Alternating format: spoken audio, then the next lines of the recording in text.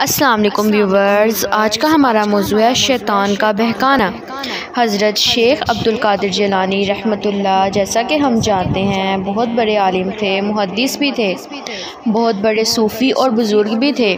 ان کا واقعہ ہے کہ ایک دفعہ ان کے سامنے ایک ابرچھا گیا اور اس میں سے چمک ظاہر ہوئی۔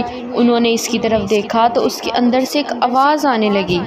آواز کی طرف متوجہ ہوئے تو اس آواز میں ان سے کہا گیا کہ آپ کی عبادت، آپ کا زہد، ریاضت، آپ کے مجاہدات سے ہم بہت خوش ہو گئے، اس لیے آپ سے نماز معاف کر دی جاتی ہے۔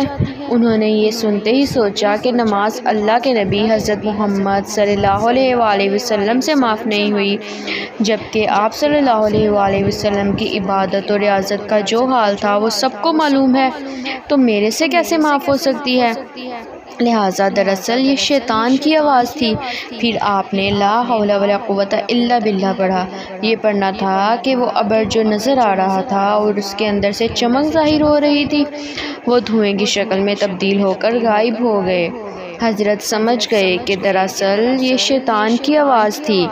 پھر کچھ دیر بعد اسی طرح ہوا اور اس کے اندر سے کہا گیا کہ آپ کو آپ کے علم نے بچا لیا۔ حضرت نے فوراً اس کے جواب میں فرمایا کہ میرے علم نے نہیں، مجھے میرے خدا نے بچایا ہے۔ دیکھا آپ نے کہ علم انسان کی رہنمائی کرتا ہے، لیکن بچانے والی ذات تو اللہ ہی کی ہوتی ہے۔ اگر خدا بچانا چاہے تو وہ عالموں کو بھی گمراہ کر دے، اور جیسے بہت سے ہو جاتے ہیں، اور اگر بچانا چاہے تو وہ عالموں کو بھی بچا سکتا ہے۔ حضرت شیخ عبدالقادر جیلانی رحمۃ اللہ کے ساتھ ایک اور واقعہ بھی پیش آیا کہ آپ ایک مرتبہ بڑی شدت سے پیاس محسوس کر رہے تھے۔ حضرت نے جنگلات میں کئی سالوں تک زندگی گزاری ہے ریاضت کے لیے، مجاہدات کے لیے، تو اس زمانے میں پانی ایک دفعہ نہیں ملا۔ بڑی شدت کی پیاس لگ رہی تھی، دور دور تک پانی کا نام و نشان نہیں تھا۔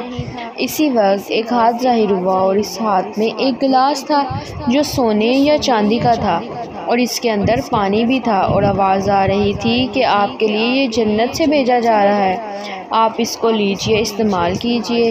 حضرت نے سمجھ لیا کہ یہ پھر شیطان کی مکاری ہے، شیطان نے پھر کوئی چال چلی ہے، لہٰذا آپ نے لا حول ولا قوت الا باللہ پڑھا۔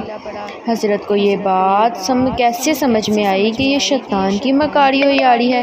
یہ بات سمجھ میں آئی شریعت کے علم سے، کیونکہ یہ سونے اور چاندی کا گلاس تھا، اور سونے اور چاندی کا استعمال تو اللہ کے نبی کی شریعت میں ممنوع ہے، حرام ہے، ناجائز ہے۔ دنیا میں رہتے ہوئے جنت سے وہ چیز دی جائے جو خود شریعت کے اندر حرام ہو، یہ کیسے ہو سکتا ہے؟ یہ بات غور طلب ہے۔